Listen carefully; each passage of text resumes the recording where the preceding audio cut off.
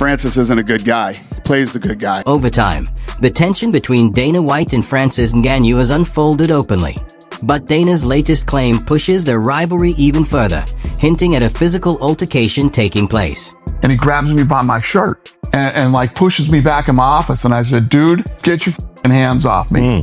Over the years, the tension between Dana White and Francis Ngannou has unfolded openly.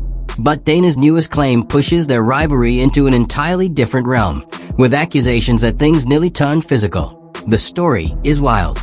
And it turns out this wasn't the only moment where Francis was ready to confront Dana. Here's the full breakdown, the stunning revelations. The Dana White-Francis Ngannou conflict has escalated into unheard-of territory. And what's coming to light now is absolutely shocking. For years, fans have seen these two major figures in MMA fire shots at each other from opposite sides of the fight business.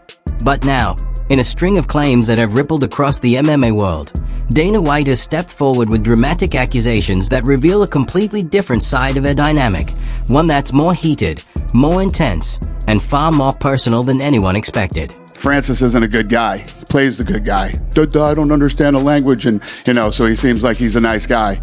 He's not. And he's just not a guy that I wanted to be in business with. Period. End of story. Over the years, Dana White and Francis Ngannou's rivalry has played out in front of the public. But Dana's newest claim pushes their feud into an entirely different realm, involving accusations of an actual physical confrontation. The story is wild. And it turns out this wasn't the only time Francis wanted to throw hands with Dana. Let me lay it out. The shocking details. The Dana White-Francis Ngannou conflict has erupted into brand new territory. And what's being revealed now is nothing short of unbelievable. For years, fans have watched these two giants of mixed martial arts exchange verbal shots from opposite ends of the promotional battlefield. But now, in a series of claims that have stunned the entire MMA world, Dana White has stepped forward with explosive accusations that completely reshape how we view their relationship. A version that's far more heated, far more physical, and far more personal than anyone could have predicted. The UFC president sat down with comedian Andrew Schultz on the Flagrant podcast around November 18, 2025. And what unfolded in that interview has quickly become one of the most discussed moments in recent MMA memory. White didn't just revisit old contract debates or salary disputes. No, this time he went much deeper. He described not one, not two, but three separate alleged physical run-ins with the former UFC heavyweight champion. Encounters he claims reveal the Real Francis behind the calm, respectful image the Cameroonian star has projected for years. The timing of these claims is impossible to ignore. Ngannou, who dramatically exited the UFC in January 2023 after refusing to re-sign, has achieved massive success outside the organization. He boxed Tyson Fury and Anthony Joshua, earning tens of millions. He signed a historic agreement with the Professional Fighters League that gave him equity and freedom to pursue both MMA and boxing. And just last month, he knocked out Renato Ferreira in the opening round to win the PFL Super Fights heavyweight title, cementing himself as one of combat sport's biggest attractions. All without the UFC for Dana White, a man whose empire is built on control and loyalty. Ngannou's runaway success has been a constant irritation. And now it appears the gloves are fully off, according to White. The first altercation happened right after a press conference ahead of UFC 220 in Boston, the January 2018 card, when Ngannou challenged Stipe Miocic for the heavyweight belt. At that point, Ngannou was the most hyped heavyweight the UFC had ever seen. He had demolished 6 straight opponents, including a brutal uppercut knockout of Alistair Overeem at UFC 218 that secured his title shot. The MMA world was electric. Many believed Ngannou, with his freakish knockout power, would dethrone Miocic and begin a new reign of dominance. But according to Dana, Ngannou's confidence had crossed the line. As they walked through a hallway after the press conference, White claims Francis came up to him and grabbed him, whether by the arm or shoulder, stories differ, and made a demand that White thought was arrogant and way out of line. So he's going in to fight Stipe Miocic in Boston. And he knows he's going to kill Stipe, right? So after the press conference, we're walking down this hallway and he comes over to me and he grabs me. And he says, let me tell you what's going to happen. His English is great, okay? No language barrier whatsoever. When this fight's over, You're going to book me a private plane to Paris. Over the years, Dana White and Francis Ngannou's rivalry has played out for everyone to see. But Dana's latest claim pushes their feud into an entirely different realm, with shocking accusations of a physical confrontation. The story is wild. And it turns out this wasn't the only time Francis supposedly wanted to throw hands with Dana. Here's how it all unfolded. The bombshell disclosures. The Dana White-Francis Ngannou saga has erupted into brand new territory. And what's being revealed now is nothing short of stunning. For years, fans have watched these two giants of MMA trade shots from opposite sides of the promotional landscape. But now, with a wave of new details sending the MMA world into chaos, Dana White has stepped forward with explosive claims that paint a very different version of their relationship, one that's far more volatile, far more physical, and far more personal than anyone expected. Stipe Miocic beats the f***ing shit out of him. Beats the shit out of him. So that ended that whole conversation. And White says that after the defeat, he immediately considered releasing Ngannou from the UFC roster. The private jet demand combined with the lopsided performance convinced him that Ngannou was a difficult fighter who wasn't worth the trouble. But matchmakers Sean Shelby and Mick Maynard urged him to reconsider, arguing that Ngannou still had major upside and deserved another opportunity. White reluctantly went along with their advice, but would later say it was a regret, insisting he should have trusted his first instinct and cut ties with Ngannou when he had the chance. This first confrontation set the foundation for what White describes as a strained relationship that only grew worse over time. And according to him, the physical run-ins were far from over. What happened in that Boston hallway in 2018, though tense, would be minor compared to what allegedly took place behind closed doors at the UFC Performance Institute in Las Vegas, a moment White claims involved Ngannou grabbing his shirt and shoving him back inside an office. The second alleged incident White shared on the Flagrant podcast is even more startling than the first because it reportedly involved direct physical force in a workplace environment.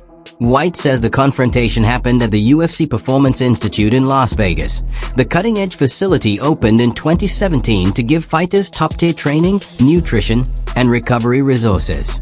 He notes that Ngannou, then the heavyweight champion, was living at the PI free of charge with full access to meals, equipment, and medical staff. According to White, the clash stemmed from a dispute over a post-fight bonus. In the UFC, competitors can earn a $50,000 payout for performance of the night or fight of the night, awards selected by White and management after each event. White claims that GNU approached him angered that he hadn't received one of these bonuses following a particular bout. And he had just fought, and he comes up to my office, and he's in the hallway or whatever, hanging out, and I said, "Come on in, what's going on?" And he was pissed off that he didn't get a $50,000 bonus in his last fight, that he didn't get the bonus of the night. And I said, "Well, Francis, you didn't get it because this, that." And he's in my office and he's arguing with me. And I'm like, "Yeah, this guy got this guy got that, and this is why." So the conversation's over. I'm starting to leave, and he grabs me by my shirt and like pushes me back in my office. And I said, "Dude, get your hands off me." According to White, the conversation quickly escalated. As he tried to wrap things up and exit his own office, he says Ngannou grabbed him by the collar and shoved him back inside. White claims he reacted instantly, telling him, "Dude, get your hands off me." He said he could see something in Francis's expression in that moment, a look in his eyes and face that, according to White, confirmed everything he had suspected about who Ngannou really was. White painted Francis as someone who could be physically imposing and unreasonable, resorting to his size whenever he felt slighted or denied. This alleged encounter is especially notable because it would have taken place while Ngannou was champion, supposedly the height of his partnership with the UFC. If the story is true, it implies that even during the time the promotion was presenting him as its dominant heavyweight king, serious internal friction was already brewing. And White claims that Francis' aggressive tendencies didn't stop with him. But if those earlier stories sounded unbelievable, White insists they were only the start. Because what came next, he says, didn't just highlight tension, it revealed a consistent pattern that took this rivalry to another level entirely. the pattern of behavior and response. The third incident Dana White described centers around Hunter Campbell, the UFC's chief business officer and one of the organization's most influential decision-makers. Campbell, who joined the company in 2012 and eventually became president in 2023, has overseen countless fighter contracts and major negotiations. According to White, Campbell had actually been one of the executives who supported Ngannou internally, which makes the alleged clash even more surprising. White says that during another heated discussion, possibly tied to the same $50,000 bonus argument or a separate contract issue, Campbell attempted to walk away when the conversation hit a wall. As Campbell turned to leave, White claims Ngannou grabbed him by the back of his collar, yanked him toward him, and said, "We're not done talking yet." White presented this as part of a repeated pattern that Francis relied on his physical size to intimidate UFC officials whenever negotiations weren't going the way he wanted. My guy Hunter, they were talking about something. It might even have been the same thing. And when Hunter started to walk away, Francis grabbed him by the back of his collar and pulled him back, said, "We're not done talking yet." The importance of this alleged run-in with Campbell is massive. If it happened the way White describes, it would mean that Francis' confrontational behavior wasn't limited to Dana personally. It reached other top UFC executives as well. And that adds serious weight to White's claim that the public image of Francis as a calm, polite, inspirational figure doesn't match the person he allegedly became behind closed doors. These stories create a harsh portrait, but it's important to remember that, as of November 22nd, 2025, they are only coming from one side. Francis Ngannou has not addressed any of these specific allegations involving physical altercations. Still, the MMA world has reacted loudly. The claims have ignited fierce discussions across social media, fighter shows, and online MMA communities. The strongest reaction came from Kamaru Usman, former welterweight champion and one of Francis' closest friends. On his Pound for Pound podcast with Henry Cejudo, Usman openly doubted White's version of events. He said, "I wasn't there, but this doesn't sound real." It's hard to picture Francis walking up to Dana like, "Hey, get back in that office. Grab your checkbook. Give me 50 grand.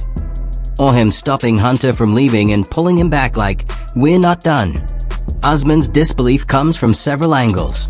First, he knows Francis personally and has trained with him extensively, giving him insight into his temperament that others don't have. Second, he questions why Francis would ever risk going after White or Campbell physically when those two essentially control a fighter's livelihood.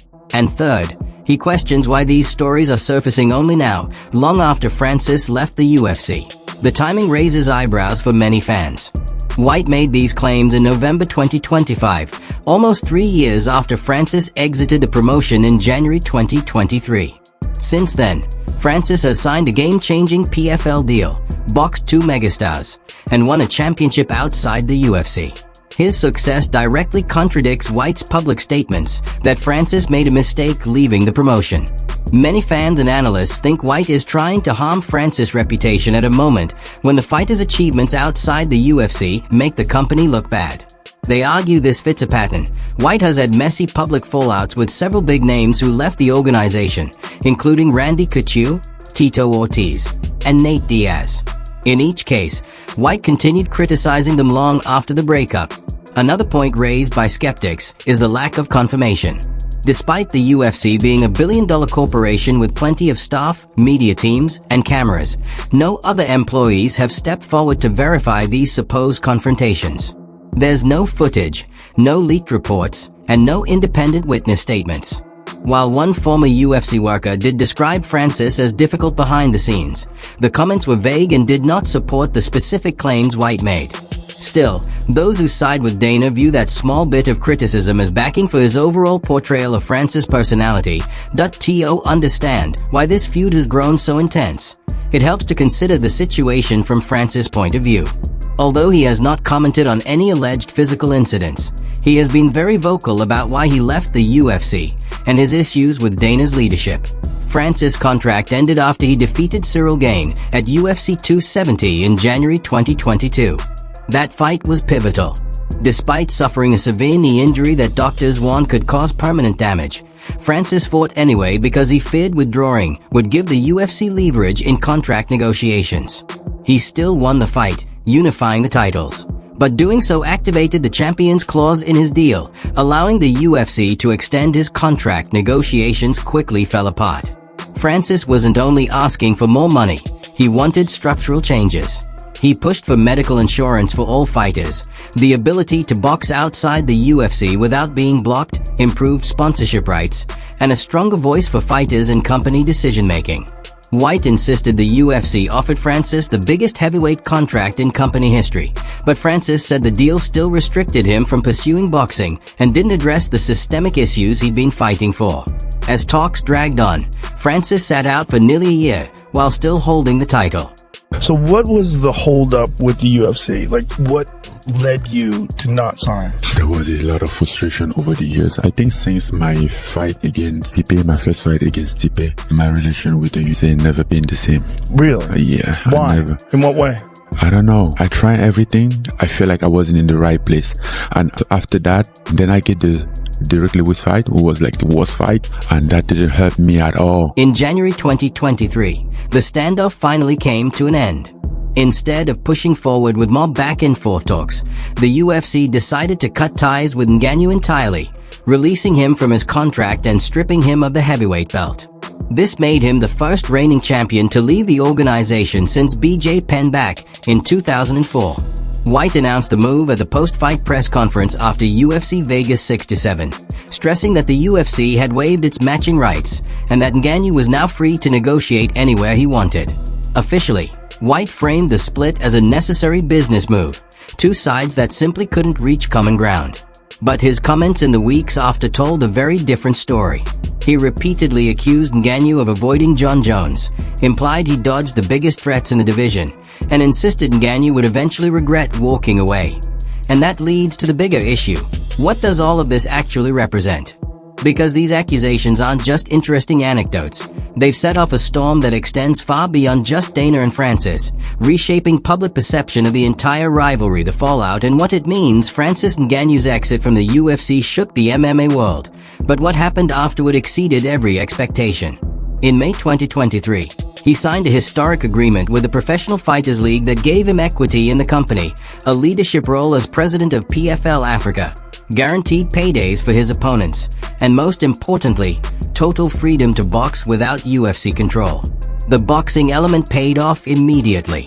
In October 2023, Ngannou fought WBC heavyweight champion Tyson Fury in Riyadh, Saudi Arabia.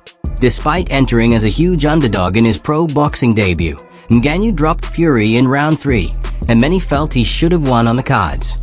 Fury escaped with a controversial split decision, but Ngannou's showing earned universal respect and reportedly netted him around $10 million, far more than he ever made per fight in the UFC. Dana White's response to the Fury bout was revealing.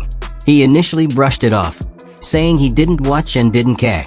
Later, he conceded that Ngannou's performance was wild, but quickly credited it to Fury being out of shape and underprepared. He minimized Ngannou's accomplishment, implying that if Fury had taken training seriously, the result wouldn't have been close. I mean, going into the Fury fight, if Fury trained for the fight and didn't show up and, look like he ate Tyson Fury, it's probably the way that fight would have ended too. Ngannou's follow-up boxing appearance, however, didn't unfold any better. In March 2024, he stepped in against Anthony Joshua in Saudi Arabia and was stopped in the second round. It was a harsh ending that many, including White, used as proof that Ngannou wasn't a genuine high-level boxer. White leaned on the Joshua defeat to further criticize Ngannou's decisions, arguing that this was a predictable outcome when MMA athletes move into boxing. But Ngannou's answer was to return to mixed martial arts. In October 2024 at the PFL Superfights Battle of the Giants event in Riyadh, he made his PFL debut opposite 2023 PFL heavyweight title holder Renaud Farah. The bout lasted only 3 minutes and 32 seconds. Ngannou delivered a crushing sequence of ground and pound that forced referee Marc Goddard to wave off the contest, giving Ngannou the PFL Superfights heavyweight belt in his very first outing with the promotion. The stoppage was dominant and reminded fans of Ngannou's frightening knockout power. It also came during an extremely painful stretch in Ngannou's personal life. Just 6 months after the heartbreaking loss of his 15-month-old son, Kobe. In April 2024, due to a brain malformation, Ngannou broke down emotionally after the victory, dedicating the moment to his child. Dana White's reaction to Ngannou's PFL triumph was predictably dismissive. In an October 2024 interview, White accused Ngannou of exaggerating his income and doubled down on his claim that Ngannou would have earned far more had he remained in the UFC. He even disclosed that he nearly released Ngannou following consecutive losses to Makic and Derrick Lewis, implying that the UFC had essentially done Ngannou a favor by keeping him around. The public war of words hit a boiling point in the days after Ngannou's PFL win. Ngannou shot back at White's remarks, accusing the UFC president of lying about his pay and owing him money from his UFC career. He warned that he would reveal all documents and figures if White continued disputing his claims about earning more outside the promotion. Ngannou stated, "I want everything. I'm sure he's been hoping for me to fail," a clear counter to White's repeated criticisms. This is where White's November 2025 comments about alleged physical confrontations become especially important. Arriving right after Ngannou's strong PFL debut and during ongoing disputes over pay and credibility, these accusations were viewed by many as White's attempt to permanently damage Ngannou's reputation. By portraying Ngannou as physically intimidating and manipulative in private, White created a counterstory to Ngannou's public persona as a fighter advocating for his own rights and those of other athletes. The implications of this conflict stretch far beyond a personal argument between two influential figures. It raises key questions about athlete treatment, industry power dynamics, and the long-term direction of MMA. Ngannou has cast himself as a supporter of improved fighter compensation, health coverage, and contractual independence, issues that resonate with many competitors in combat sports. His achievements outside the UFC, in both boxing and the PFL, act as evidence that fighters can succeed without being locked into the world's biggest MMA organization. White, in contrast, continues to insist that the UFC structure, exclusive contracts, champion extensions, and centralized authority is essential for the promotion's growth and for providing opportunities to large numbers of fighters. He argues that without the UFC's marketing, global reach, and organizational systems, most athletes would earn far less. From White's viewpoint, the Ngannou situation highlights the dangers of allowing top-tier fighters to pursue paydays outside the company. The truth, as usual, likely lies somewhere between these opposing stances. Ngannou's rise from homelessness in Paris to heavyweight champion is undeniably inspirational, and his willingness to leave the UFC at the height of his success to fight for fairer terms required enormous bravery. At the same time, the financial landscape of combat sports is complicated, and White's belief that Ngannou might have earned more within the UFC could hold some truth depending on how long Ngannou competes and what opportunities arise. What is certain is that this conflict has become one of MMA's defining sagas. It's a tale about leverage, wealth, respect, and the changing dynamic between promoters and athletes.